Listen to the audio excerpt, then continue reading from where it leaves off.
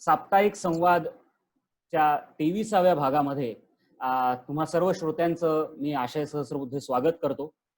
आज आपल्यासोबत आमच्या ठाणे शहरातले एक सामाजिक कार्यकर्ते आपल्याबरोबर आहेत. त्यांचं नाव आहे भटू सावंत. भटूजी, तुमचंही स्वागत करतो मी. त्यांनी आजपर्यंत भरपूर प्रोजेक्ट्स हे जे आहेत हे ठाणे महापालिकेसोबत केलेत आणि त्यातल्या दोन महत्वाचे प्रोजेक्ट्स जे आहेत ते निर्माल्य व्यवस्थापन आणि सिग्नल शाळा, या प्रोजेक्ट्सला वेगवेगळ्या स्तरांवरती काही पुरस्कारही प्राप्त झालेत. तर लहानपणापासून सामाजिक कार्याची सुरुवात करणं आणि या सगळ्या गोष्टींकडे आपण त्यांच्याशी आता गप्पा मारणार आहोत. भटूजी, मला पहिला प्रश्न तुम्हाला हा विचारायचा आहे की ह्या सामाजिक कार्याची सगळी सुरुवात कशी झाली? म्हणजे याचं एक कुठेतरी मूळ असतं जे माणसाच्या आतमध्ये असतं, तर ते मूळ काय होतं? सुरुवातीला सर्व प्रेक्षकांचं आणि सृजन संपदाचं मी खूप खूप आभार मानतो. कारण जमिनीवरती काम करणाऱ्या कार्यकर्त्यांना अशा पद्धतीने लोकांपर्यंत आणण्याचा हा जो काही उपक्रम आहे, तर तो आजच्या घडीला खूपच आवश्यक आहे. कारण प्रत्यक्षात जमिनीवरती काम करत असताना तुम्हाला खऱ्या अर्थानं आयुष्य कळतं आणि ते आयुष्य समजून घेणं फार आवश्यक असतं. कारण ते जर आयुष्य नीट समजून घेतलं नाही, तर मग अनेक समस्या उद्भवतात. आणि मला असं वाटतं सृजन संपदाच्या या सगळ्या खटाटोपाच्या निमित्ताने अशा पद्धतीचे ओरिजिनल हार्डकोर अनुभव लोकांपर्यंत पोहोचतील. आणि आता जर तुमच्या प्रश्नाच्या उत्तराकडे जर यायचं झालं, तर कदाचित सामाजिक काम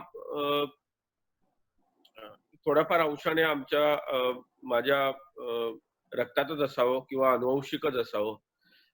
माझ्या घरात माझे जे काही पूर्वपीठिका होती त्याच्यातले स्वातंत्र्य सैनिक होते. माझे आजोबा स्वतः गावचे पोलीस पाटील आणि त्या अर्थाने वेगवेगळ्या गावातल्या सामाजिक कामांमध्ये रुची ठेवून होते. माझे काका, ज्या काकांकडे माझं संपूर्ण बालपण गेलं, म्हणजे मी खरं तर माझं गाव धुळ्याला, जिथे मी माझ्या आई-वडिलांना सोडून अगदी पहिलीपासून माझ्या काकांकडे ठाण्यात राहायला आलो. आणि ज्या काकांनी मला अत्यंत स्वतःच्या मुलाप्रमाणे वाढवलं, म्हणजे काका-काकींनी असेल, तर त्यांनी मला वाढवलं आणि चांगले संस्कार देखील केले. तर त्या काकांच्या एकूण संस्कारामध्ये देखील अशा पद्धतीचंच वातावरण होतं, की आपण नेहमी कोणाचं तरी मदत केली पाहिजे. आणि एक सगळ्यात महत्त्वाचा गुणधर्म त्यांनी मला जो शिकवला, तू जर देत राहशील तर तुला मिळत राहील. त्यामुळे देण्याची ही जी काही वृत्ती आहे, ही मला कदाचित माझ्या घरातून आली असावी. आणि त्यामुळे माझं थोडासा पिंड सामाजिकच होता. म्हणजे मला आठवतं, म्हणजे मी अगदी अ, अ, शाळकरी आयुष्यात असताना देखील माझा पिंड सामाजिक होता. म्हणजे मला एक छोटीशी आठवण आजही आठवते, की आम्ही जेव्हा वर्गात बसलेलो असायचो, मी ब्राह्मण विद्यालयाचा विद्यार्थी होतो आणि बर. वर्गात बसलेलो असायचो तेव्हा बाहेरून असं रस्त्यावरून कचरा ढकलणाऱ्या गाड्या जायच्या. म्हणजे त्या छोट्या त्या कर आवाज करणाऱ्या ज्या गाड्या असतात, आणि छोट्या-छोट्याशा गाड्या, म्हणजे त्या ढकल गाड्या असायच्या. बरोबर, आणि बरोबर. त्याचा आवाज आहे ना, तो वर्गात यायचा. तर मला त्यावेळेस असं वाटायचं, की या गाड्यांना रबराचे चाक का लावू नये आपण? जर हम्म. आपण त्याला रबरी चाक जर लावले, तर एवढा आवाज पण होणार नाही आणि त्यांना ढकलायला पण त्रास कमी होईल. तर असं काहीतरी माझ्या डोक्यात ते घुमत राहायचं. म्हणजे अ, अ, असं बऱ्याच असं बालपणापासूनचे. आणि माझे काका स्वतः काँग्रेसचे कार्यकर्ते होते. त्यांनी काँग्रेसमधून इलेक्शन देखील लढवलेल्या. बर. त्यामुळे तो एक थोडाफार प्रमाणात एक सोशल अँगल आमच्या घरात होताच. भटूजी, तुम्ही म्हणालात तसं की शालेय जीवनातच तुमच्यावर सामाजिक कार्याचे सगळे संस्कार घरातनच झाले आणि मग पुढे जेव्हा करिअर निवडायची वेळ आली त्यावेळेला तुम्ही पत्रकारितेत शिरलात, जेणेकरून समाजाशी बांधिलकी, समाजाशी संबंध येत राहावा. पण नंतर पुन्हा तुम्ही सामाजिक कार्याकडे वळलात. तर हे चेंज ओव्हर करण्याचा निर्णय कशामुळे तुम्हाला घ्यावासा वाटला? माझ्या व्यक्तिमत्त्वाच्या विकासासाठी अ, धडपडणारी मी असंख्य माणसं माझ्या बालपणातच पाहिली. मग ते माझ्या शिक्षकांच्या रूपात होती, माझ्या अ, अ, अ, मित्रांच्या रूपामध्ये असतील किंवा अगदी माझ्या शेजार-पाजाऱ्यांमध्ये असतील, की त्यांचा एक आपुलकीचा ओलावा मला सतत जाणवत राहिला. आणि मग तेव्हाच मला लक्षात यायला लागलं, की अरे मी जे काही वाढतोय, मोठा होतोय, ही सगळी एक समाजाची देण आहे. आणि मग तेव्हाच माझ्यात अ, अ, कळलं, की आपण जे काही करायचं आहे, ते कुठेतरी समाजाला पूरक असलं पाहिजे. तेव्हा पत्रकारितेमध्ये जायचं असेल, तर आतून स्वतः भरणं आवश्यक आहे. वेगवेगळ्या स्वरूपातली पुस्तकं वाचली पाहिजे. अ, सामाजिक जे बदल घडलेले पाहिजे. हा महाराष्ट्र कसा उभा राहिला, देशाच्या संदर्भातले असतील, समकालीन जे काही कालखंडातले जे काही अ, अ, विषय असतील, तर हे विषय आपल्याला माहिती असले पाहिजे. आणि हे जोपर्यंत अद्ययावत त्याचं ज्ञान नसेल, तोपर्यंत पत्रकारिता उगाच करणं अ, अ, मला स्वतःला योग्य वाटत नव्हतं. म्हणून आम्ही काही आमचे एक 2-4 मित्र एकत्र येऊन एका पुस्तक प्रदर्शन भरवणाऱ्या संस्थेमध्ये नोकरीला लागलो. हं, हेतू हं. हाच, की नोकरी करता पुस्तकं वाचायला फुकटात पुस्तकं वाचायला मिळायची. आणि म्हणजे काय तर मार्केटमध्ये आज आलेलं पुस्तक पण आम्हाला एकदम मोकळेपणाने ते वाचायला मिळायचं. पुस्तक प्रदर्शन संध्याकाळी 7-8 वाजता म्हणजे बंद केलं, की मग रात्रभर पुस्तकं वाचा आणि त्या सगळ्याचा आनंद घ्या. आणि जवळपास 2 वर्ष ही साधना जी आहे ही हं. मी केली. यातून 2 फायदे झाले. एक तर पुस्तकं वाचायला मिळाले हा एक तर फायदा आहेच. पण त्याचबरोबर ती महाराष्ट्रातल्या वेगवेगळ्या जिल्ह्यांमध्ये फिरायची संधी मिळाली. आणि प्रत्येक जिल्ह्याची टेस्ट वेगळी आहे. तिथलं वाह! माणसं वेगळी आहेत, तिथली जीवनशैली वेगळी आहे. तिथलं अर्थकारण वेगळं आहे, समाजकारण वेगळं आहे, संस्कृती वेगळी राइट. आहे. ही माणसं जवळून पाहायला मिळाली. त्यामुळे वाचन आणि माझा महाराष्ट्र मला नीट उघड्या डोळ्यांनी स्वतः व्यक्तिशः पाहायला मिळणं हा खूप महत्वाचा विषय आहे.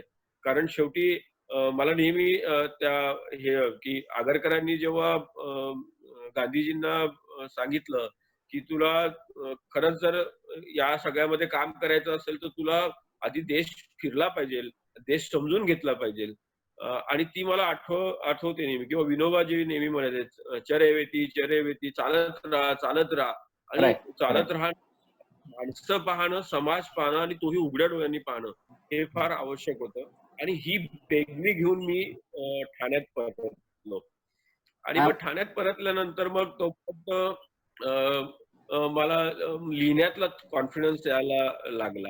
आणि मग हं, हं. छोट्याशा काही एक सन्मित्र सारखं वर्तमानपत्र होतं किंवा आमचं एक पाक्षिक चालायचं. आपले दातार जे आहेत, ते दातार हो. एक पाक्षिक चालवायचे.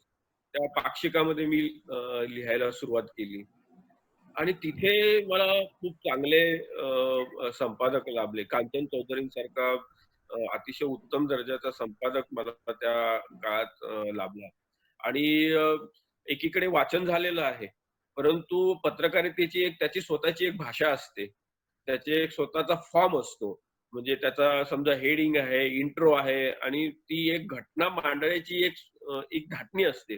बरोबर. तर ती धाटणी मला कांचन चौधरींकडून शिकायला मिळाली. म्हणजे अनेक वेळा तर असे गमतीशीर अनुभव व्हायचे, की ते आम्हाला असे फील्डवरती पाठवायचे, की बाबा जा ही अमुक एक स्टोरी तू करून ये किंवा अमुक एका ठिकाणी घटनेचं तू वृत्तांकन करून आण. आणि मग आम्ही ऑफिसमध्ये आल्यानंतर ते सगळं लिहून काढायचो. लिहून काढल्यानंतर पूर्वी काय असं टायपिंग वगैरे व्हायचं नाही. अ, अ, कागदावरती लिहायचं आणि ती कॉपी संपादकांना दाखवायची. मग संपादक ओके म्हणाले, की मग ती टाइप सेटरकडे जायचं. तर ती कॉपी बघितल्यानंतर कांचन चौधरी जे आहेत, ती त्याच्यात जर चुका असतील, तर ती कॉपी फाडून टाकायचे. तर मी म्हटलं, की "अहो सर चुकलं काय ते तर सांगा." ते म्हणाले तर ते काय करायचे ते म्हणाले, की "चुकलं काय ते मी काही सांगणार नाही. कॉपी परत लिही." तर 10-10, 20-20 वेळा कांचन चौधरीने आमच्या कॉपीज फाडून टाकलेल्या आहेत.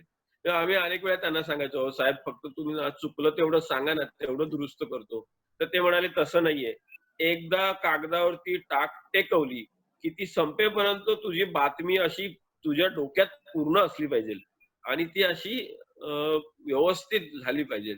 तर हं. अशा प्रकारचे मला लाभले किंवा त्याच्यानंतर मी तरुण भारत सारख्या मान्यताप्राप्त वर्तमानपत्रात कामाला लागलो.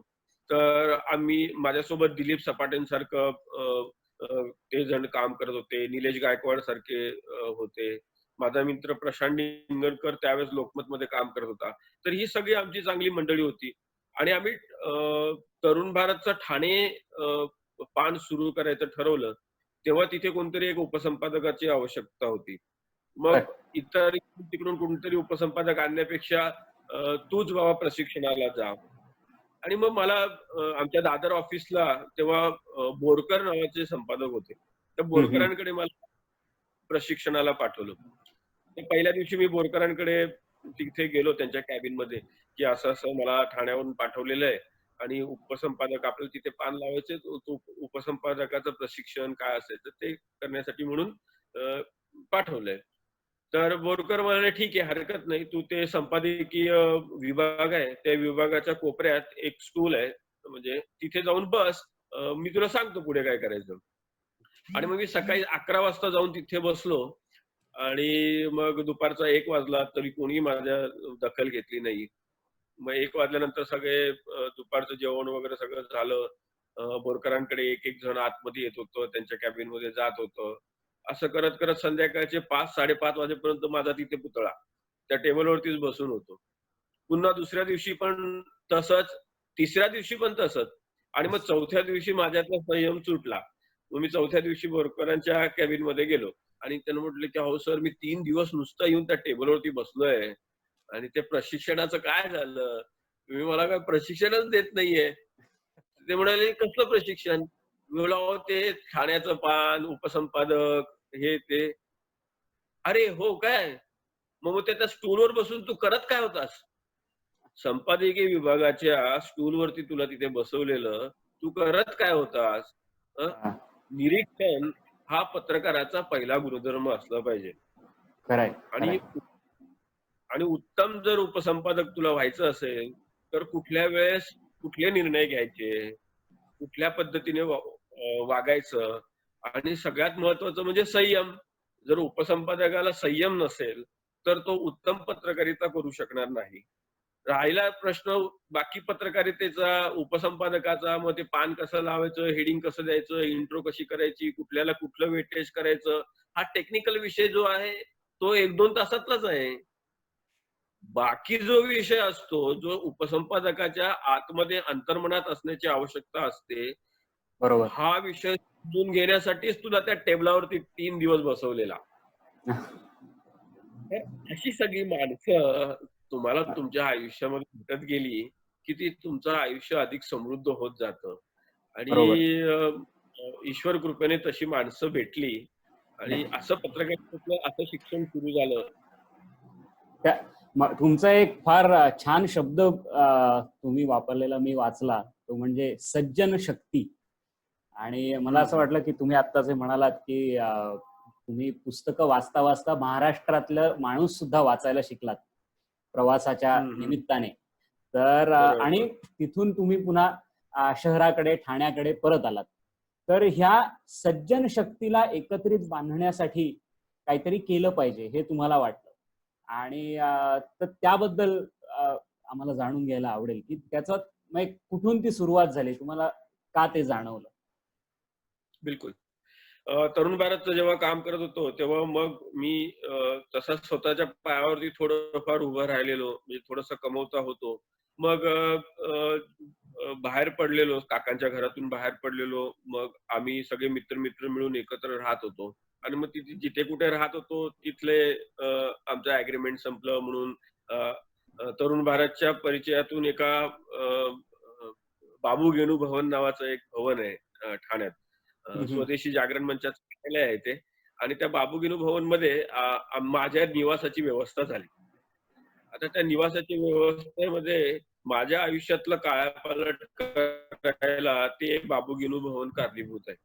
कारण बर. मी तिथे राहायला आल्यानंतर तिथे एक प्रचारक उतरत असत. अ, मुकुंद गोरे नावाचे एक प्रचारक तिथे उतरत असत आणि दर बुधवारी ते येत असत. स एक संपूर्ण बुधवार ते तिथे राहत असत आणि मग बुधवारी संध्याकाळी पुन्हा पुण्याला निघून जात असत. तर माझी तिथे व्यवस्था केल्यानंतर बरेच दिवस मुकुंदराव जे आहेत ते मला पाहत असत. कधीतरी आपलं अ, अपघाताने त्यांच्यावरती चर्चा होत असे, बोलणं होत असे. एक दिवस त्यांनी मला अतिशय महत्त्वाचा प्रश्न विचारला, की "तू पत्रकार आहेस आणि ही पत्रकारिता जर तू अशीच करत राहिलास, तर जास्तीत जास्त तू काय होशील?" तर हम्म. मी म्हटलं, पत्रकारिता क्षेत्रामध्ये जास्तीत जास्त मी काय होणार? तर संपादक होणार." तो बरोबर, ठीक आहे, बरोबर. बोलतो, "मग आत्तापर्यंत गेल्या 50-60 वर्षात तुला आठवतात अशा संपादकांची काही नावं सांगशील का?" तर मग मी आठवू लागलो, की असे एक कुठले-कुठले संपादक आहेत आणि माझी एक 5-6 नावांच्या पुढे माझी मजल काही जाईना. तर ते म्हणाले, "बघ," बोलतो, "या 50-60 वर्षामध्ये हजारो वर्तमानपत्र निघाली असतील. त्याच्यामध्ये किमान हजारो असे संपादक आले आणि गेले असतील. त्यांची मोजदाद देखील नाहीये. परंतु तू ज्या एका मूळ उद्देशासाठी म्हणून पत्रकारितेकडे आलायस, ते मूळ उद्देश तुझ्या उघड्या डोळ्यांनी जर तुला पाहायचं असेल, म्हणजे समाज बदलायचा असेल, समाज घडवायचा असेल किंवा काहीतरी चेंज आणायचं असेल, तर तुला पत्रकारितेसोबत आणखीन काहीतरी करायला पाहिजे. आणि ती करण्याची तुझ्यात आतमध्ये तुझ्यातले ते बीज दिसतंय मला. अ, त्या बीजाचं वटवृक्षामध्ये रूपांतर होऊ शकतं. अशी एक जाणीव मला मुकुंदराव गोरेंनी करून दिली. आणि मग मी साहजिकच त्यांना प्रश्न विचारला, की "मग काय करायला पाहिजेल?" ते म्हणाले, "काही करू नकोस. आपलं ते एक समर्थ भारत व्यासपीठ नावाची एक संस्था चालते. जे तुला जमेल तेव्हा त्यावेळेस थोडंफार तिथे येत जात जा.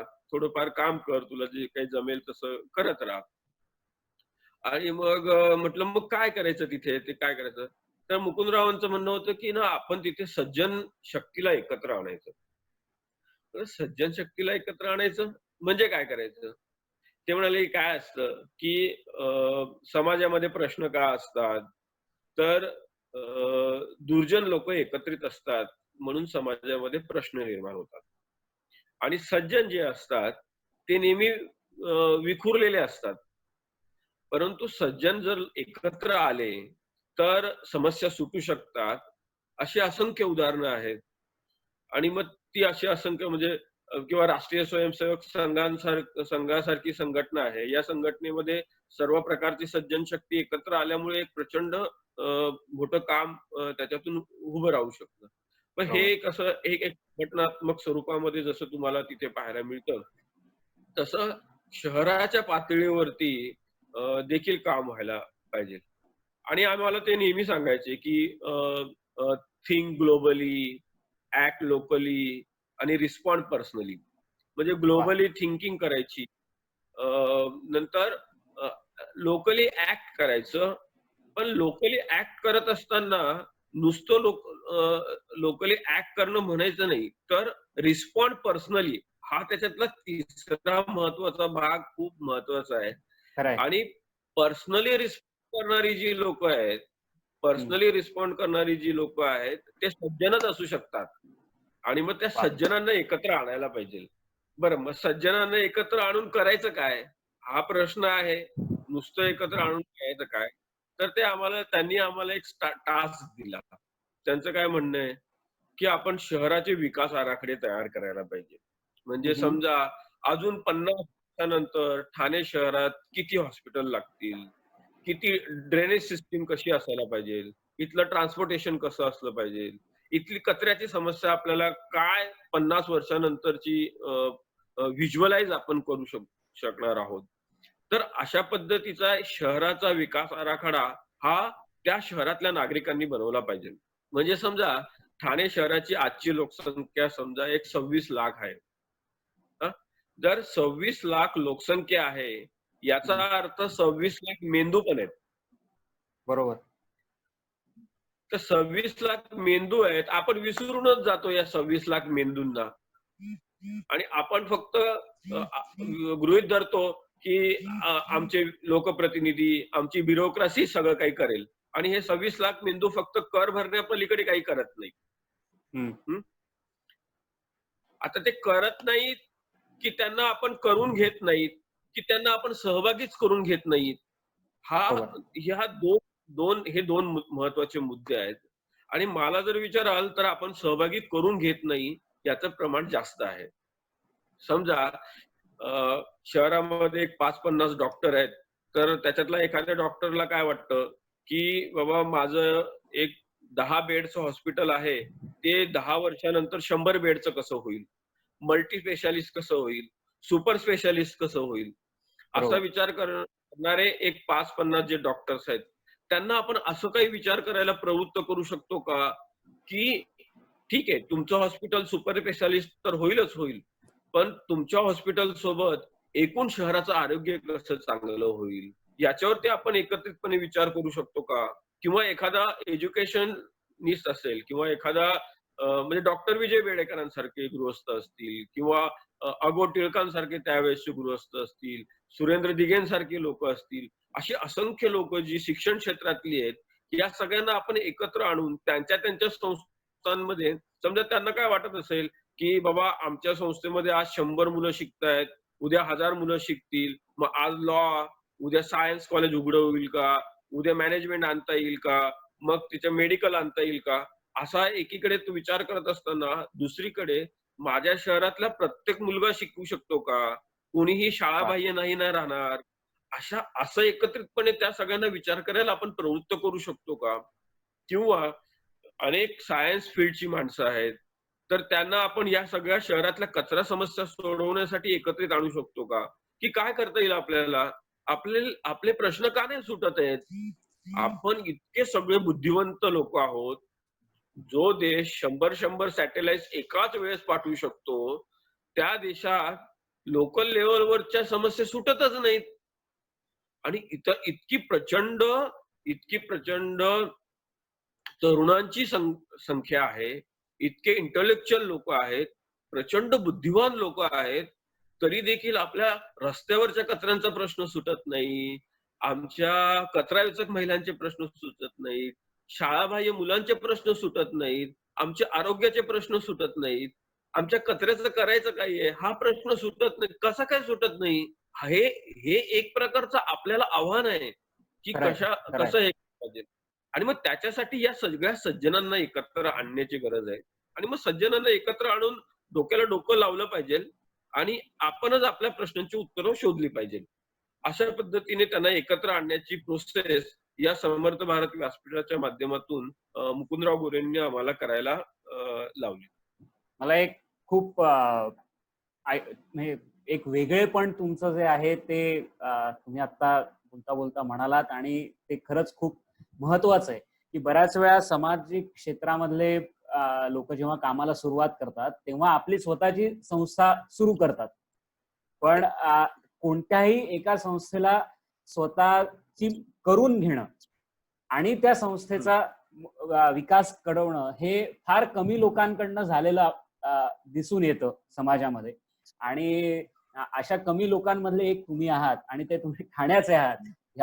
ऍज अ ठाणेकर ही खूप आमच्यासाठी अभिमानाची गोष्ट आहे. कमिंग बॅक टू सज्जन शक्तीचा वापर करणं म्हणजे जसं सामाजिक कार्य हे फॉर द पीपल असतं, तसं तुम्ही सज्जन शक्तीला एकत्र करून बाय द पीपल सुद्धा आस्पेक्ट त्याच्यामध्ये तुमच्या कार्यात आणलात. आणि त्यातनंच पुरस्कार विजेत्या निर्माल्य प्रोजेक्टचं निर्मिती झाली. म्हणजे निर्माल्याचं व्यवस्थापन या प्रोजेक्टची निर्मिती झाली. त्याला स्कॉच गुड गव्हर्नन्स अवॉर्ड हा सुद्धा 2017 साली मिळाला. त्या प्रोजेक्ट करण्याची जी गरज होती ती तुम्हाला कुठच्या वेळेला जाणवली आणि तो प्रोजेक्ट कसा मोठ्या प्रमाणावर राबवला गेला? अक्षय, तुम्ही मगाशी आत्ता म्हणालात, की for the people, by the people वगैरे, वगैरे. तर अगदी बरोबर आहे. पण आम्ही जेव्हा काम करायला सुरुवात केली आणि सज्जन शक्ती म्हणजे त्या फील्ड मधल्या एक्सपर्ट लोकांना जेव्हा एकत्र आणायला सुरुवात केली, तेव्हा आमच्या लक्षात यायला लागलं, की अरे लोकशाही ही for the people by the people नाहीये. म्हणजे त्याची जी व्याख्या आहे ना, ती हं. व्याख्या आता थोडीशी बदलली पाहिजे. For the concern people, by the concern people and through the concern people. Concern people जे आहेत ना, ते एकत्र आले पाहिजे. मग आरोग्यातले खरं कन्सर्न आहे. पीपल जोपर्यंत एकत्र येत नाहीत किंवा विज्ञान क्षेत्रातले कन्सर्न पीपल एकत्र आले, तेव्हा आमच्या लक्षात यायला लागलं, की मासुंदा तलावाच्या काठावरती जेव्हा लाखो मासे मृत होऊन तरंगायला लागले, एकाएकी एका रात्री लाखो मासे तरंगतायत. याचे हो. कारण काय? तेव्हा माझ्या शहरातल्या विज्ञाननिष्ठ लोकांना असं कळलं, की याच्यातली ऑक्सिजन लेव्हलच गेलेली आहे. बरोबर. मग ही ऑक्सिजन का गेली? याचं कारण असं आहे, की एकतर आपण निर्माल्य तिथे विसर्जित करतो. गणपतीच्या मूर्त्या विसर्जित करतो आणि एक एक क्षण असा आला, की त्या माशांना बिचारायला श्वास घ्यायला त्या पाण्यात ऑक्सिजनच नाही मिळाला आणि त्यातून निर्माल्य प्रकल्प उभा राहिला. का उभा राहिला? फॉर द पीपल जो आहे, त्याचे जे कन्सर्न पीपलचा जो विषय आहे तो महत्वाचा खरं आहे. आहे. त्यामुळे इथे विज्ञाननिष्ठ लोकांना तो कन्सर्न वाटला त्याच्यातला आणि मग त्यातून महाराष्ट्राला आर्टिफिशियल पॉन्डची जी देणगी मिळालेली आहे, म्हणजे गणपती कृत्रिम तलावामध्ये विसर्जित करण्याची जी देणगी आहे, ती ठाणे शहराने दिलेली आहे. खरं आहे. अ, येस. आणि त्याचं मूळ जे आहे, त्याच्यासाठी लाखो माशांना बलिदान द्यावं लागलं. हा एक आहेच त्याच्यामागचा इतिहास. परंतु त्यातून जसं आर्टिफिशियल विसर्जन तलाव उभे राहिले, तसा हा निर्माल्याचा प्रोजेक्ट उभा राहिला, की बाबा धार्मिक विषय आहेत आणि धार्मिक विषय तुम्ही जबरदस्ती करून नाही करत. मला बरोबर. नेहमी मुकुंदराव गोरे नेहमी मला सांगायचे किंवा मलाही मग तो अनुभवामध्ये आला, की आपला देश हा क्रांती-विंती मानणारा देश नाहीये बघा. आपल्या देशात कधी क्रांती घडलेली नाहीये. आपण उत्क्रांतीवादी आहोत. वाह! आपल्यात उत्क्रांती होत गेल्या हळू आपण बदल एक्सेप्ट करत गेलो. आपण चेंज होत गेलो. आ आप आपण डबक्यासारखे राहिलो नाही. परंतु आपल्या देशाला क्रांती मानवत नाही. आपल्याला उत्क्रांती मानवते. आम्ही लोकांना विनंती करायचो, की गणपतीच्या वेळेस, की ते निर्माल्य आम्हाला द्या. मग आम्ही त्याचं खत बनवू आणि मग खत ते पुन्हा जमिनीत जाईल आणि मग त्यातून छान फुलं येतील आणि मग पुन्हा पुन्हा तुम्हाला देवाला ती वाहता येतील. म्हणजे शेवटी निर्माल्यापासून पुन्हा नवीन फुलं येतील वगैरे, वगैरे. बरोबर. असं आम्ही तिथे करायचो आणि मग साहजिकच आहे सुरुवातीला विरोध होणं, कार्यकर्त्यांना आम्ही म्हणजे स्वतः आम्ही मार खाल्लेले आहेत. आमच्या महिला कार्यकर्त्या, आमच्या आरती नेमानेसारखी आमची कार्यकर्ती त्याची तिला पण मारहाण त्यावेळेस झालेली. परंतु हे सगळं पचवून आ बघा मगाशी जसं म्हणालो, की आपला समाज आपल्याला जसा आहे तसा स्वीकारला पाहिजे. त्याला मग आपण बदल त्याच्यामध्ये केला पाहिजे आणि नंतर आपल्याला हवा तसा घडवला पाहिजे. आणि मग तो घडवत असताना त्याला आपल्या मुलाप्रमाणे हे केलं पाहिजे. मग आम्ही ते तसं करत गेलो. निर्माल्याच्या प्रोजेक्टमध्ये पहिली 4-5 वर्ष तर आम्ही असं करायचो, की गणपतीच्या काळामध्ये आम्ही निर्माल्य त्यांच्याकडनं घेतल्यानंतर 1-2 महिने त्याच्यावरती प्रक्रिया करायचो आणि मग एक गोणी-गोणी भरून खत भरून ठेवायचो आणि महानगरपालिकेच्या नरेंद्र बल्लाळ हॉलमध्ये आम्ही हं. शहरातल्या सर्व गणेशोत्सव मंडळातले अध्यक्ष, सेक्रेटरी, खजिनदार यांना निमंत्रित करायचो आणि महापौर, आयुक्तांच्या हस्ते त्यांना खताची गोणी भेट द्यायचो वाह! आणि त्यांना सांगायचो, की तुम्ही आम्हाला फुलं दिली ना, त्याचं तयार झालेलं हे खत आहे. आणि ते आम्ही प्रसादाच्या रूपाने तुम्हाला आम्ही ते देतो. आणि मग गणपतीपुरता मर्यादित असलेला निर्माल्याचा प्रोजेक्ट आम्ही मग तो 365 दिवस सुरू केला. या शहरामध्ये वेगवेगळी मंदिरं आहेत, स्मशानभूमी आहेत, दर्गा आहेत, चर्च आहेत, बँकेट हॉल आहेत. इथे किंवा मोठे-मोठे हाउसिंग कॉम्प्लेक्सेसमध्ये आपण पूजेला घरी फुलं आणतो. तर ती पण फुलं आपण गोळा करायला पाहिजे. मग बरोबर. दादर मार्केट या शहरामध्ये फुलं येतात किती? मग इतके-इतके टन येतात. मग ते प्रत्यक्ष आपल्याला हातात लागतात किती? मग 10 टन फुलं रोज शहरात येतात. मग ते आपण किती पकडतोय? तर 1 टन आपल्याला मिळतोय, 2 टन मिळतोय. मग अजून मिळवायचे असतील तर कुठले-कुठले ठिकाणं आपल्याला टॅग करावे लागतील, टॅप करावे लागतील. असे वाढवत गेलो आणि 365 दिवस चालणारा हा प्रोजेक्ट आपला उभा राहिला. आणि नुसतं उभा राहिला नाही, तुमच्या माहितीसाठी म्हणून सांगतो, की एकदा सुधीर मुनगंटीवार त्या प्रकल्पाला भेट द्यायला आले हं, हं. आणि त्यांनी तो प्रकल्प पाहिल्यानंतर ते म्हणाले, "अरे, हे अतिशय उत्तम आहे." आणि मग सुधीर भाऊंनी त्यावेळेस निर्णय घेतला, की महाराष्ट्रातल्या 12 ज्योतिर्लिंगामध्ये हा प्रोजेक्ट रिप्लिकेट करायचा. वाह! म्हणजे हे जसं यश आहे, तसं स्वतः राजसाहेब ठाकरेंनी आपल्याला फोन करून नाशिकच्या कुंभमेळ्याच्या वेळेस, तिथल्या कुंभमेळ्याच्या वेळेस जे निर्माल्य येतं, त्याच्या व्यवस्थापनासाठी आपल्याला बोलवून घेतलं. आमचे मित्र अभिजित पानसे किंवा अविनाश जाधव यांच्या सोबतीला आम्ही नाशिकच्या कुंभमेळ्याच्या निर्माल्याच्या व्यवस्थापनाच्या संदर्भात देखील तिथे काम केलं. किंवा अगदी आता उज्जैनला जो कुंभमेळा झाला, तर हं. त्या कुंभमेळ्याच्यासाठी देखील आपण निर्माल्याचं हे काम आपण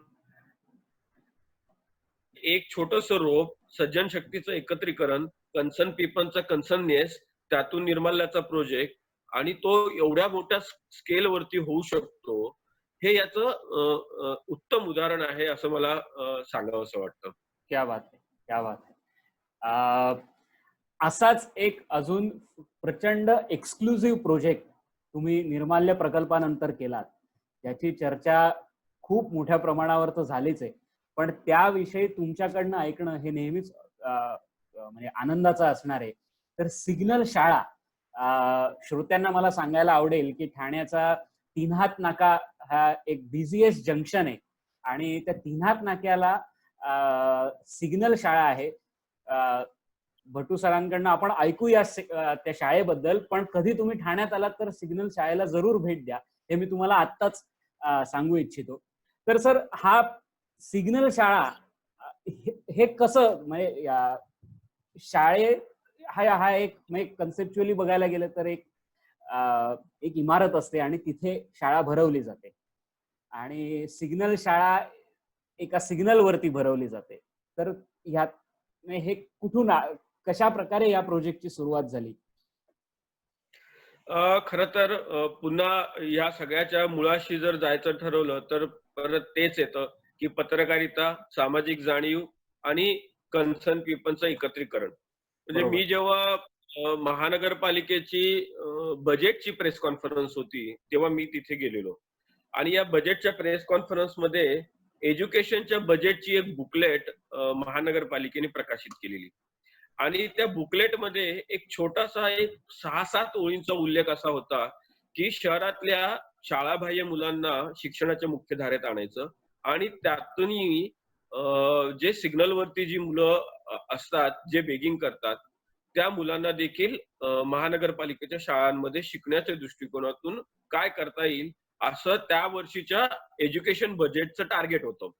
आता बरं. अ, तिथे माझ्यातला पत्रकार जागा झाला. अरे वाह! काहीतरी वेगळं दिसतंय. त्याचबरोबर त्याला एक सामाजिक अंग होतं, की अरे वाह! खूपच चांगला विषय आहे.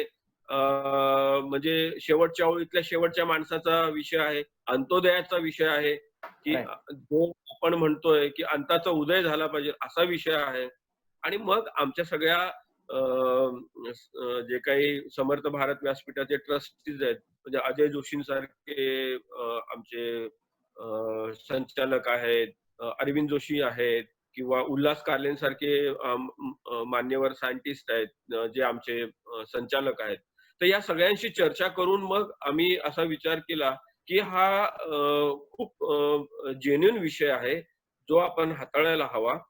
आणि मग आम्ही तिथले जे महानगरपालिकेचे उपायुक्त आहेत, मनीष जोशी, त्यांना आम्ही भेटायला गेलो.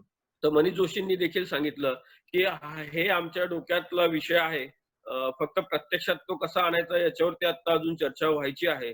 तुमच्या डोक्यात जर काही विषय असेल, तर नक्की तुम्ही सांगा. आणि मग आम्हाला त्यांनी जेव्हा ग्रीन सिग्नल दिला, त्यानंतर मग आम्ही त्याच्यावरती काम करायला सुरुवात केली आणि ठाण्यातल्या सगळ्या सिग्नलचं मग आम्ही सर्वेक्षण केलं. कारण बरं. अ, जेव्हा तुम्ही सामाजिक काम करता, तेव्हा अनेक वेळा असं होतं, की तुम्ही मनाने खूप काम करता, हृदयातून काम करता, भावनेतून काम करता. परंतु आता ते दिवस गेलेले आहेत सामाजिक काम करत असताना तुम्हाला खूप सायंटिफिक अप्रोच तुमच्यामध्ये असण्याची आवश्यकता असते. हां, अर्थात तुम्हाला तुमच्या आतमध्ये तो एक जिवंतपणा असणं ही बेसिक अट आहेच. बरोबर. परंतु तो जिवंतपणा जरी असला, तरी त्याला वैज्ञानिक दृष्टिकोनाची एक किनार असण्याची फार आवश्यकता असते. त्यामुळे आम्ही रँडमली सगळे सर्व्हे केले. वेगवेगळ्या 2 महिने सलग आम्ही सर्व्हे करत आलो, की ही माणसं कोण आहेत? ही मुलं कोण आहेत? का राहतात? किती दिवस राहतात? यांचं राहणं हे पर्मनंट आहे की नाहीये? याच्यातले काही शिकले आहेत की नाही शिकले आहेत? असं सगळं आम्ही तो सर्वेक्षण केल्यानंतर महानगरपालिकेला आम्ही एक प्रस्ताव दिला, की ही जी मुलं आहेत, तर ही मुलं त्या ब्रिज खाली वर्षानुवर्षे आहेत. म्हणजे त्या पुलाखालची जवळपास 2री ते 3री पिढी आहे ती. जी त्या पुलाखाली राहत आलेली. तर बरं. ही मुलं आपल्या मुख्यधारेतल्या शाळांमध्ये जर आपण त्यांना शिकवायला गेलो, तर ते थोडेसे बावरतील.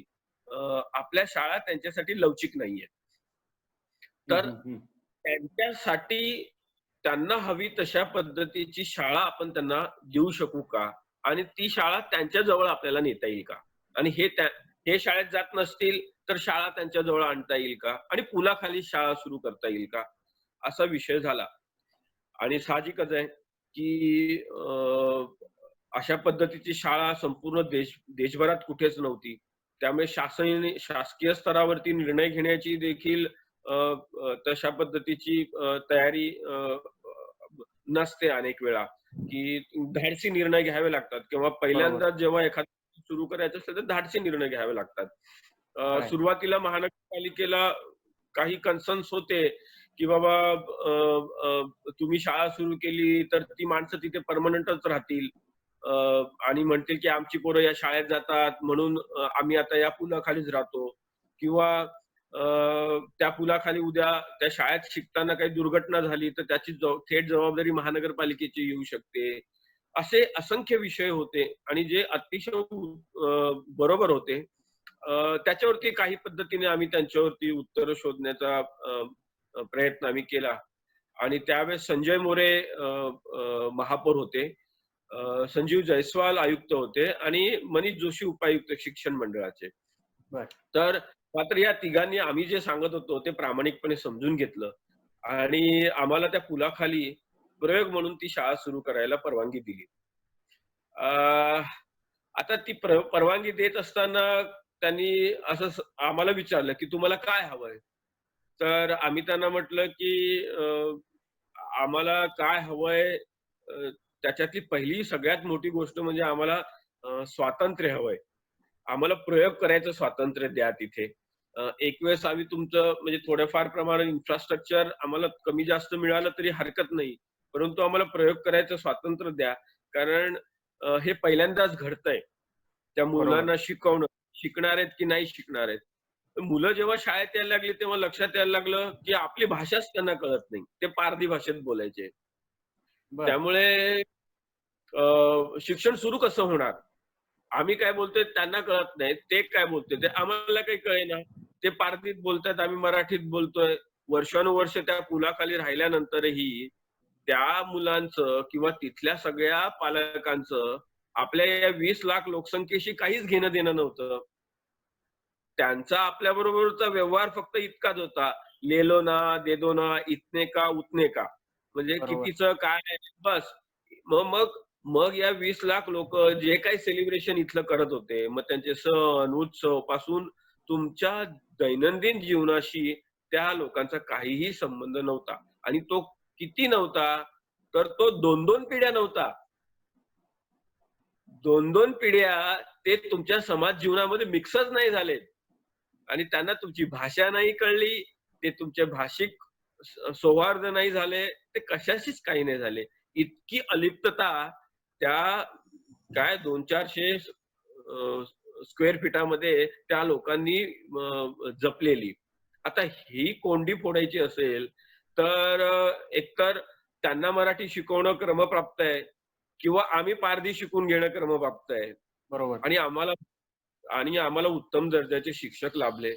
ज्यांनी पारधी भाषेची अख्खी डिक्शनरी तयार केली, शब्दकोश तयार केला, की या पारधी भाषेला मराठीत प्रतिशब्द काय असतात आणि ही अख्खी डिक्शनरी तयार केली. आणि म्हणजे मुलांच्या शिक्षण खूप नंतर सुरू झालं. शिक्षकांचं शिक्षण आधी सुरू झालं. ते आधी त्यांनी पारधी भाषा समजून घेतली आणि मग शिक्षणाला सुरुवात झाली. परंतु शिक्षणाला सुरुवात करत असताना आमचं असं लक्षात यायला लागलं, की लर्निंग आता लगेच करणं शक्य नाहीये. कारण लर्निंगच्या अगोदर डिलर्निंग करण्याची गरज आहे. हं, हं, जे हं. काही चुकीचं शिकलेले आहेत, ते आधी खोडून काढण्याची आवश्यकता होती. मग चुकीचं काय-काय शिकलेले आहेत, तर बरंच काय-काय शिकलेत. सतत भीक मागणं, सगळं हं. फुकट हवंय. म्हणजे आजही तुम्हाला आता कोरोनाच्या काळामध्ये सगळी मुलं आजही रस्त्यावरती आमच्या सिग्नलवरतीच आहेत. आजही ते तुम्हाला अपवादात्मक परिस्थितीमध्ये तिथे तुम्हाला हात पुढे करताना दिसतील किंवा त्यांचे पालक तरी असतील. मुलं नाही तर किमान पालक तरी दिसतील. परंतु ते सतत हात पुढे करणं आणि एक याचकाची स्वरूपामध्ये ते स्वतःला समजत असत. आणि हं. मग लक्षात यायला लागलं, की समाजामध्ये असा काही वर्ग आहे, असा काही घटक आहे, ज्यांना हे अजूनही माहिती नाही, की आपण गरीब आहोत. ते अजूनही असं मान्य करायला तयार नाहीयेत, की आपण मागासलेले आहोत. ते अजूनही असा विचार करायला तयार नाहीयेत, की आपण ह्या सगळ्या चौकटी मोडूया. हं. हं. त्यांचं जग तितकंच आहे. त्यांचं जगच मोठं होत नाहीये. ही एक कमालीची अस्वस्थता जाणीव त्या निमित्ताने झाली. त्यामुळे डी-लर्निंग करण्याची खूप गरज होती. आणि मग ती डी-लर्निंग करण्यासाठी मग आमच्या शाळेमध्ये आम्ही प्रार्थना म्हणायचो, की म्हणजे वदनी कवळ वगैरे, वगैरे ते सगळं तर जेवताना-बिवताना त्या सगळ्या गोष्टी व्हायच्या. आणि आम्ही काय कुणाचे खातो, प्रभू राम आम्हाला देतो. आणि मग जर प्रभू रामच आम्हाला देणार असेल, तर मग आम्ही देणारे कोण? तुमच्या वाटेचं जे आहे, ते प्रभू राम तुम्हाला देतो आहे. आम्ही फक्त मध्यस्थ आहोत. त्यामुळे हात पुढे करायचा नाही. अशा बरोबर. असंख्य गोष्टी त्यांना शिकवायला सुरुवात केली. आणि लक्षात यायला लागलं, की शिक्षण हा फार नंतरचा विषय आहे. भारतातल्या जितक्या काही समस्या आहेत, त्या सगळ्याच्या सगळ्या तिथे एका त्या पुलाखाली आम्हाला पाहायला मिळाल्या. मग काय-काय असेल म्हणजे अ, अ, शिकवणं हा आहेच, म्हणजे निरक्षरता तर हा विषय आहेच. मग हं. व्यसनाधीनता आहे, अंधश्रद्धा आहे, मग कुपोषण आहे, त्याच्याबरोबर मल्टिपल मॅरेजेस आहेत. असे सगळे विषय त्या एका पुलाखालीच आम्हाला पाहायला मिळाले. आणि मग सिग्नल शाळेच्या रूपाने शिक्षणासंदर्भात काम करत असताना आम्हाला या बाकी सगळ्या विषयांवरती काम करायला लागत होतं.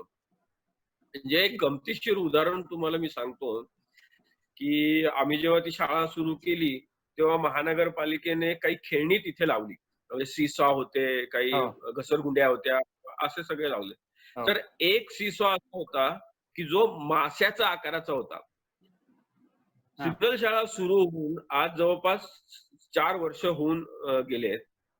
या 4 वर्षामध्ये त्या माशाच्या सीसॉवर आमच्या शाळेतला एकही मुलगा बसलेला नाहीये. याचं कारण असं, की मासा हा त्यांचा देव आहे आणि देवावर कसं बसायचं? बरं. हां. इतक्या त्यांच्या धार्मिक निष्ठा कट्टर आहेत. आणि तुम्ही त्यांना कुठल्याही पद्धतीने त्याच्यापासून लांब जाऊ शकत नाही. आणि म्हणजे अगदी बालवाडीतला पण मुलगा बसलेला नाहीये. म्हणजे एक अल्लडपणा असतो लहान मुलांमध्ये आणि तो हां. जाऊन बसतो, असं आहे, तर तो पण नाहीये. म्हणजे इतकं त्याच्या आतमध्ये जात पंचायतीचा अत्यंत भीषण प्रकार तुम्हाला सिग्नलवरती पाहायला मिळतो त्या पारधी समूहामध्ये.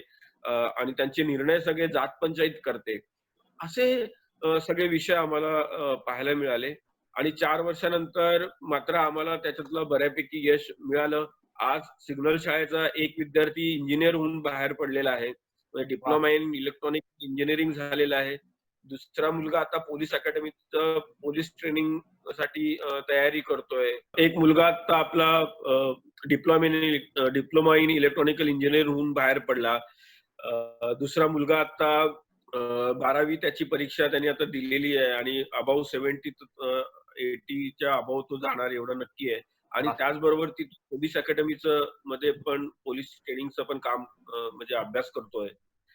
आम्ही 2 मुलांना सिग्नल शाळेच्या 2 मुलांना गेल्या वर्षी सरस्वती शाळेमध्ये घातलंय. अ, अ, कारण आमचं असं लक्षात यायला लागलं, की सिग्नल शाळा हा केवळ फक्त कौतुकाचा विषय राहता कामा नये. हं. आमचं मत असं होतं, की सिग्नल शाळेच्या माध्यमातून ही मुलं मुख्यधारेसाठी सक्षम व्हावीत आणि बरोबर. मुख्यधारेसाठी सक्षम व्हावीत, हे आम्ही प्रूव्ह कसं करणार? आता एका टप्प्यामध्ये आम्ही ते प्रूव्ह केलेलं, की 10वीत आमची जी मुलं होती, ती 80% ने पास झाली. म्हणजे 4 वर्षापूर्वी जो पोरगा रस्त्यावरती भीक मागत होता, तो 10वीला 80% ने पास होतो किंवा एक दुसरा मुलगा एक 78% ने पास होतो. तर ह्या टप्प्यापर्यंत आम्ही यश मिळवलेलं. पण उर्वरित जी मुलं होती, ही मुलं मुख्यधारेतल्या शाळेइतकी सक्षम आहेत की नाही, हं, असा हं. विषय जेव्हा आला, तेव्हा आम्ही सरस्वती शाळेचे ट्रस्टी आहेत सुरेंद्र दिघे, त्यांना आम्ही जाऊन भेटलो. त्यांना आम्ही एक विनंती केली, की आमची मुलं सिग्नल शाळेची 6वीत आहेत दोघं जण. तर आमची अशी इच्छा आहे, की 6वीतली आमची सिग्नल शाळेची जी मुलं जी 18 नंबरच्या महानगरपालिकेच्या शाळेशी अफिलिएट आहेत. हं, हं. तर त्यांच्या वार्षिक परीक्षेबरोबर आम्हाला सरस्वती शाळेच्या वार्षिक परीक्षेत बसायला परवानगी द्या. बरं. 6वीच्या. म्हणजे आणि त्याचे पेपर तुम्ही तपासा आणि आम्हाला कळू द्या, की नेमके ते किती पाण्यात आहेत ते. आणि शेवटी सुरेंद्र दिघे शिक्षण क्षेत्रामध्ये प्रयोग करणारे एक वेगळं व्यक्तिमत्व आहे आणि त्यांनी हा प्रयोग करायचं मान्य केलं आणि आम्ही त्या परीक्षेच्या 10 दिवसाच्या कालखंडासाठी सिग्नल शाळेच्या त्या 2 मुलांसाठी सरस्वती शाळेचे गणवेश शिवले, वाह! की इतर इतर मुलांमध्ये ते ऑड वाटू नये म्हणून. खरंय, खरंय, आणि खरंय. परीक्षेला बसवलं आणि एकाला 65% मिळाले, दुसऱ्याला 67% मिळाले आणि आम्हाला विश्वास पटला, की आम्ही जे काही सिग्नल शाळेत करतो आहोत, ते मुख्यधारेतल्या शाळेच्या साठी देखील हे कॅपेबल ठरतात. आणि नंतर मग विधिवत आम्ही 6वीच्या परीक्षेनंतर 7वीतला ॲडमिशन जे आहे, या दोन्ही मुलांचं सरस्वती शाळेत केलं.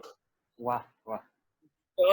7वीतला ॲडमिशन केलं इथपर्यंत नाही, तर त्यातला आमचा एक मुलगा हा 6वीच्या परीक्षेमध्ये अख्ख्या सरस्वती शाळेच्या वर्गात गणितात पहिला आला. कसं आहे, तर हे हे जे यश आहे हे सुखावणारं यश आहे. या सगळ्या खरंय. मुलांनी म्हणजे तुम्ही जेव्हा म्हणजे जसं जेव्हा सज्जन माणसं एखाद्याच्या मागे उभे राहतात, तेव्हा ते आपल्याला सिद्ध करतात. ह्या मुलांनी सिद्ध करून दाखवलं, की आम्ही या देशातल्या सगळ्या मुलांसारखे सारखे आहोत. फक्त तुम्ही आम्हाला संधी द्या आणि आम्ही ते यश संपादन नक्कीच करू शकतो. आणि अशा पद्धतीने ही एकूणच सिग्नल शाळेचं अ, अ, सगळा प्रवास सुरू झाला. BBC सारख्या आंतरराष्ट्रीय संस्थेने त्याच्यावरती डॉक्युमेंटरी बनवली. अल जझीरा सारख्या चॅनलने त्याचं प्रक्षेपण केलं आणि अल जझीराच्या चॅनलने जेव्हा प्रक्षेपण केलं, तेव्हा अ, त्याच्या कमेंट्स ज्या होत्या, ती जी बातमी जेव्हा दाखवली गेली, तेव्हा त्याच्या ऑनलाईन कमेंट्स ज्या होत्या, त्या हं, हं. 3.5 लाख कमेंट्स आणि या 3.5 लाख कमेंट्स वाचताना माझं लक्षात आलं, की अरे ही आपली आपली समस्या नाहीये, ही अख्ख्या देशाची समस्या आहे किंवा अख्ख्या जगाची समस्या आहे. बरोबर. विस्थापन, स्थलांतरण ही अख्ख्या जगाची समस्या आहे. जगातला प्रत्येक माणूस हा स्थलांतरित आहे. मग आज भट्टू सावंत पण स्थलांतरित आहे.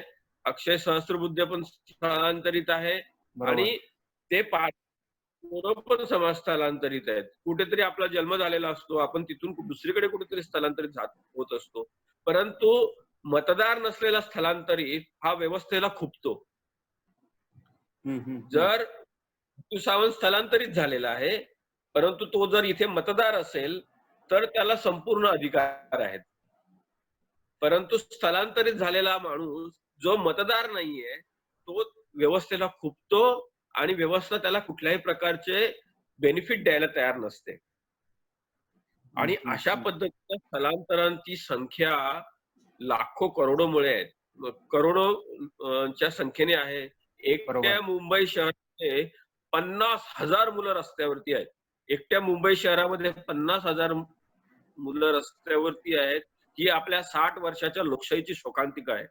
संपूर्ण भारतभरामध्ये हा आकडा 6.5 करोड इतका आहे आणि जगभरामध्ये तो किती असेल माहिती नाहीये. जेव्हा आपण असं म्हणतो की स्थलांतरित लोकांनी उभी केलेली एक अमेरिका आत्ता जगाची महासत्ता आहे आणि स्थलांतरित लोक देखील वेगळ्या पद्धतीने देश उभा करू शकतात, हे बरोबर. अख्ख्या जगाने धडधडीत समोर पाहिलेलं आहे. अशा कालखंडामध्ये आम्ही आमच्या स्थलांतरित माणसांना गृहीतच धरत नाही आहोत. त्यांच्यासाठी काही योजना नाहीये. हाच जर माझा बीड, उस्मानाबाद, जालना इथली पोरं ही सगळी, इथली मुलं ही जर तिथे असतील आणि तिथे ती मतदार असतील तर त्यांच्यासाठी योजना आहेत. परंतु उदरनिर्वाहाच्या कारणास्तव किंवा पोटापाण्यासाठी म्हणून जर त्यांनी त्यांच्या जिल्ह्याच्या सीमा ओलांडल्या आणि ते जर मतदार नाही झाले, तर आपल्या देशात, आपल्या शासनाकडे कुठल्याच पद्धतीच्या त्यांच्यासाठी योजना नाहीयेत. मला आणखीन सांगावसं वाटतं, की माजी मुख्यमंत्री देवेंद्र फडणवीस यांनी अधिवेशनामध्ये सिग्नल शाळेला स्थलांतरित मुलांच्या शिक्षणासाठीचं मॉडेल म्हणून स्वीकारावं, अशा स्वरूपातलं वक्तव्य अधिवेशनात केलेलं आणि त्याचं प्रॉपर डॉक्युमेंटेशन आहे. म्हणजे हे वरवरच्या गप्पा नाहीयेत. त्याचं प्रॉपर डॉक्युमेंटेशन आहे. आशिष शेलार जे आहेत माजी शिक्षण मंत्री, तर आशिष शेलारजी यांनी प्रश्न विचारलेला आणि त्याच्यावरती देवेंद्र फडणवीसजींनी त्याचं ते उत्तर दिलेलं. त्याच्यानंतर त्यावेळेसचे शिक्षण मंत्री विनोद तावडे हे सिग्नल शाळेला भेट द्यायला आले आणि त्यांनी आम्हाला प्रश्न विचारला की तुम्हाला काय मदत हवी आहे. तेव्हा आम्ही त्यांना म्हटलेलं की बघा, तुम्ही या राज्याचे शिक्षण मंत्री आहात. मी माझ्या 50 रस्त्यावरच्या पोरांसाठी तुमच्याकडनं मदत मागणं म्हणजे अत्यंत चुकीचं ठरणार आहे. मला जर तुम्ही मदतच करायची असेल, तर ही जी रस्त्यावरती महाराष्ट्रातली 7 ते 8 लाख मुलं आहेत, या 7 ते 8 लाख रस्त्यावरच्या मुलांसाठी या राज्यासाठीचं पॉलिसी द्या. धोरण काय आहे? या राज्याचं स्थलांतरित संदर्भातलं धोरण काय आहे? महानगरपालिकांचं धोरण काय आहे?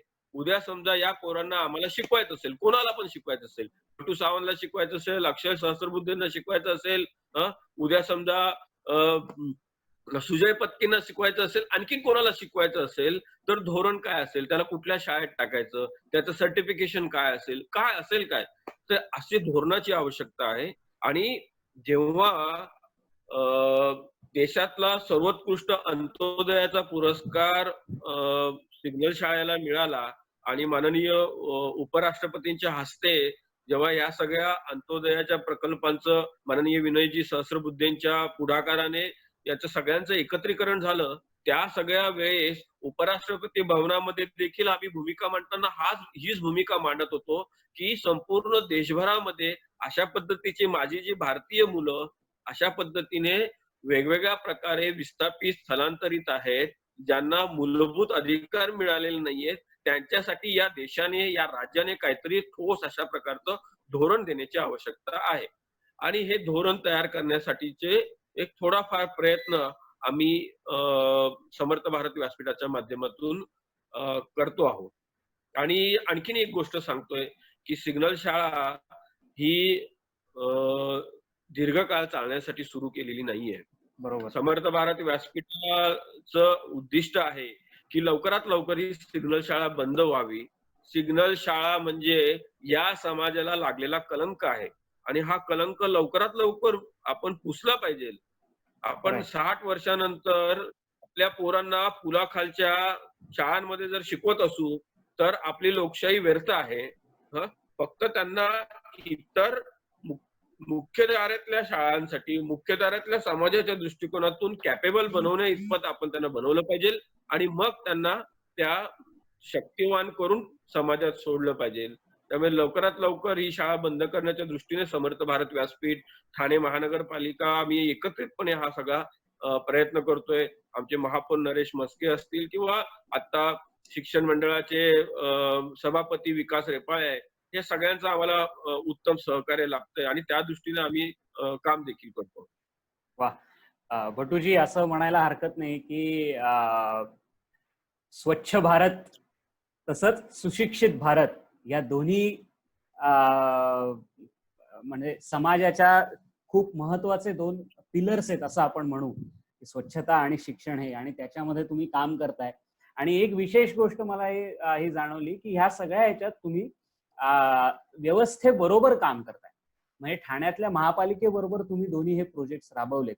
जनरली असं असतं की सामाजिक संस्थांना महापालिका किंवा सरकार या सगळ्या एस्टॅब्लिशमेंट बरोबर काम करताना काही अडचणी येत असतील, त्याच्यामुळे त्यांचा एक निगेटिव्ह अप्रोच असतो. पण तरी तुम्ही व्यवस्थेबरोबर काम केलं. त्याचबरोबर ते करत असताना सामाजिक कार्य आणि ते करता करता तुम्ही स्वतःचा म्हणजे सामाजिक कार्यकर्त्याने स्वतःचा पण उदरनिर्वाह करणं हे पण आजच्या काळात तेवढंच आवश्यक झालंय. कार्यक्रमाच्या आधी आपण चर्चेमध्ये हे दोन मुद्दे म्हटले होते. तर त्या मुद्द्यांवरती तुमचं काय मत आहे की ते आम्हाला जाणून घ्यायला नक्की आवडतील. बिलकुल. अक्षयजी, काय आहे की आपण लोकशाही स्वीकारलेली आहे आणि लोकशाहीने काही चौकटी अ, अ, अ, व्यवस्थेच्या संदर्भात तयार केलेल्या आहेत. मग केंद्र शासन असेल, राज्य शासन असेल, स्थानिक स्वराज्य संस्था असतील आणि त्या इतक्या परमपूज्य बाबासाहेब आंबेडकरांनी त्या इतक्या चांगल्या बनवलेल्या आहेत की तुम्हाला फक्त अडचण अशी असते की ही जी व्यवस्था आहे, ती व्यवस्था सकाळपासून संध्याकाळपर्यंत व्यस्त असते, है की नाही? ही व्यवस्था व्यस्त असते, त्यामुळे त्यांना ना चौकटीच्या बाहेर काम करण्याची सवय नसते. आपल्याला सामाजिक संस्था म्हणून काम फक्त एकच गोष्ट करायची आहे, की या व्यवस्थेला त्या पद्धतीने काम करण्यासाठी प्रवृत्त करणं आणि त्या व्यवस्थेसोबतच काम करणं. कारण तुम्ही जर लोकशाही स्वीकारली असेल, तर तुम्ही त्यांच्यासोबत जाऊन काम करा. हे समर्थ भारत व्यासपीठाचे प्रोजेक्ट नाहीयेत. निर्माल्याचा प्रोजेक्ट समर्थ भारत व्यासपीठाचा प्रोजेक्ट नाहीये. सिग्नल शाळा समर्थ भारत व्यासपीठाचा प्रोजेक्ट नाहीये किंवा आम्ही झाडांच्या पालापाचोळ्यापासून कोळसा बनवतो. तो पण समर्थ भारत व्यासपीठाचा प्रोजेक्ट नाहीये किंवा आम्ही अकुशल बांधकाम मजूर आहेत, त्यांना स्किल करतो. तो आमचा प्रोजेक्ट नाहीये किंवा अगदी प्लास्टिक पासून ऑइल बनवण्याचा आपला प्रोजेक्ट आहे. कचरा वेचक महिलांना रोजगार मिळण्यासाठी तो प्रोजेक्ट आहे. हे 5 प्रोजेक्ट जे आहेत, हे काही समर्थ भारत व्यासपीठाचे प्रोजेक्ट नाहीयेत. हे ठाणे महानगरपालिकेचे प्रोजेक्ट आहेत. हे या शहराचे प्रोजेक्ट आहेत. आमच्या संस्थेचा कुठल्याही अशा पद्धतीचा हा दावा नाहीये. हां, ठीक आहे. आमचे कार्यकर्ते त्याच्यासाठी खपले असतील, आमची बुद्धी लागली असेल आणि सगळ्यात महत्त्वाची गोष्ट म्हणजे आमचे पैसे लागले असतील. पण हे जरी लागले असले, तरी देखील हे जे प्रोजेक्ट उभे राहिलेले आहेत, ते शहराचे प्रोजेक्ट आहेत, महापालिकेचे प्रोजेक्ट आहेत आणि या महानगरपालिकेच्या माध्यमातून पुढच्या भविष्यातल्या समस्या निवारण्यासाठीचा या शहराने दिलेली ती उत्तरं आहेत. त्यामुळे या चौकटीचं आम्ही काम करतोय. ठीक आहे. काही आपल्याला अ, अ, जेव्हा महानगरपालिकेच्या चौकटीत तुम्ही काम करत असता, तेव्हा स्वाभाविकच आहे काही अडचणी असतातच आणि त्या एखादा हाडाचा कार्यकर्ता असतो, त्याला त्या स्वीकाराव्या लागतात. मग काही वैचारिक विषय असतात, काही शासकीय विषय असतात किंवा काही तांत्रिक विषय असतात आणि काही माणसांचे विषय असतात. हं, म्हणजे षडरिपुचे जे विषय असतात, हं, तर ते पण असतातच ना आणि ते आपण स्वीकारले पाहिजे. जर तुम्ही समाज बदलायला निघालेला असाल आणि ते समाज बदलत असताना जर तुम्हाला तुमच्या महानगरपालिकेच्या लोकांनाच कन्व्हिन्स करता येत नाहीये, तुम्हाला तुमच्या ऑफिसर्सनाच कन्व्हिन्स करता येत नाहीये, हं, बरोबर. तर तुम्ही समाज कसा बदलणार? आणि दुसरं मला नेहमी असं वाटतं, की सातत्य हा सगळ्यात महत्त्वाचा विषय असतो. सातत्याने जेव्हा तुम्ही एखादी गोष्ट करत राहता आणि रिझल्ट येत राहता, तेव्हा नियती जी असते ना, ती हं. नियती सगळ्यांना हे मान्य करायला लावते, की तुम्ही आता यांना सहकार्य करा. आणि मी अशी माझ्या 14 वर्षाच्या सामाजिक जीवनामध्ये मी हे खूप अनुभव घेतलेले आहेत आणि आम्हाला प्रवीण दवणे नावाचे सर ज्ञानसाधना महाविद्यालयात शिकवायला होते. तर ते नेहमी असं सांगायचे, की नियतीला ऋणात ठेवा. वाह! नियतीला देखील तुम्ही ऋणात ठेवा. म्हणजे मग जेव्हा नियती तुम्हाला देते, तेव्हा इतकं भरभरून देते, की तुमची झोळी फाटेल इतकं तुम्हाला देते. तर तुमचं काम फक्त नियतीला ऋणात ठेवण्याचंच असतं आणि ते आम्ही करतोय. मग सिग्नल शाळेच्या बाबतीमध्ये हजार प्रकारच्या अडचणी आम्हाला आल्या. हजार प्रकारच्या अडचणी आल्या. आमच्या कार्यकर्त्यांनी प्रसंगी स्वतःचे दागिने गहाण ठेवून सिग्नल शाळेतल्या लोकांना अ, मुलांना ते अ, अ, ती शाळा चालवली आम्ही आणि संघटनेने देखील हे सगळे प्रोजेक्ट राबवत असताना करोडो रुपयाचा लॉस आम्ही सहन केलाय. म्हणजे आजही आमची बॅलन्स शीट जी आहे, ती लॉस मेकिंग बॅलन्स शीट आहे. परंतु आम्हाला अभिमान आहे, आम्ही 14 वर्षामध्ये आमची बॅलन्स शीट करोडोच्या लॉसमध्ये जरी असली, तरी आम्ही या देशाला, आम्ही या महाराष्ट्राला, आम्ही या शहराला असे प्रोजेक्ट दिलेले आहेत, की जे रिप्लिका होऊ शकतात जगभरामध्ये. नक्कीच, आणि नक्कीच. आणि प्रत्येक प्रोजेक्ट हा राष्ट्रीय पातळीवरती गौरवलेला आहे आणि कुठल्याही प्रोजेक्टमध्ये तुम्हाला अ, तिथे आतमध्ये शिरताना त्याचा ऑरा पाहता येईल. त्याची एक जो ऑरा असतो ना, तो तुम्हाला म्हणजे सिग्नल शाळेत जेव्हा तुम्ही आतमध्ये शिरता ना, तेव्हा डाव्या बाजूला एक बेसिन आहे. होय, होय. जे बेसिन त्या बेसिनला पाण्याचं कनेक्शन नाहीये आणि त्या बेसिनवरती एक मेसेज लिहिलेला आहे, की अ, तुमच्या हाताला दया किंवा करुणा चिटकलेली असल्यास कृपया इथे धुवून घ्या. ह्या वास्तूमध्ये दया आणि करुणेची आवश्यकता नाही. इतके बरोबर. स्पष्ट वैचारिक आमचे अ, अ, विचार आहेत आणि ते तुम्हाला समर्थ भारत व्यासपीठाच्या प्रत्येक प्रकल्पाच्या इथे पाहायला मिळतील आणि हे आम्ही करत राहिलो. त्यामुळे आम्हाला असं वाटतं, की ठाणे महानगरपालिका आमची आहे, माझी आहे, माझ्या देशाची आहे आणि त्यांच्यासोबतच मी काम करायला पाहिजे. एक वेगळी चूल काहीतरी मांडायची आणि ती चूल आपणच पेटवत राहायची, आपणच फुंकत राहायचं, आपणच लाकडं घालत राहायची. तर तसं काही करायचं नाहीये. तर जी आहे त्या व्यवस्थेला सोबत घेऊन काम करत राहील. म्हणजे दुसरा तुमचा जो मुद्दा हो, हो. दुसरा जो तुमचा मुद्दा आहे, की प्रोफेशनल आणि ह्या सगळ्या गोष्टी कशा हे करायच्या. समर्थ भारत व्यासपीठाचा एक सिग्नल शाळा नावाचा जो प्रोजेक्ट आहे, तो वगळता बाकी सगळेच्या सगळे प्रोजेक्ट जे आहेत, ते स्वतःच्या पायावरती उभे करण्याचा आम्ही प्रयत्न करतोय. त्याला हं. यश येईल आता काही थोड्या दिवसामध्ये, परंतु तो आपण प्रयत्न करतोय. कारण मुकुंदराव गोरे नेहमी असं म्हणत असत, की ही जी लढाई आहे, ही आर्थिक स्वातंत्र्याची लढाई आहे. म्हणजे आणि आर्थिक स्वातंत्र्याच्या लढाईमध्ये जर आपल्याला जिंकायचं असेल, तर आधी स्वतःला स्वतःच्या पायावरती उभं करावं लागणार. हां, सुरुवातीला समजा 1-2 पैसे तुम्ही लॉसमध्ये असणार, परत पुढे जात, परंतु तुमचं धोरण हे स्वतःच्या पायावरती उभं राहण्याच्या दृष्टिकोनातून असलं पाहिजे. बरोबर. आणि जेव्हा तुम्ही आणि समाजाला जेव्हा तुम्ही मार्गी लावत असता, तेव्हा अ, अ, तुम्हाला पण आर्थिकदृष्ट्या स्वतःला सक्षम करण्याची तुमच्यात तयारी असली पाहिजे.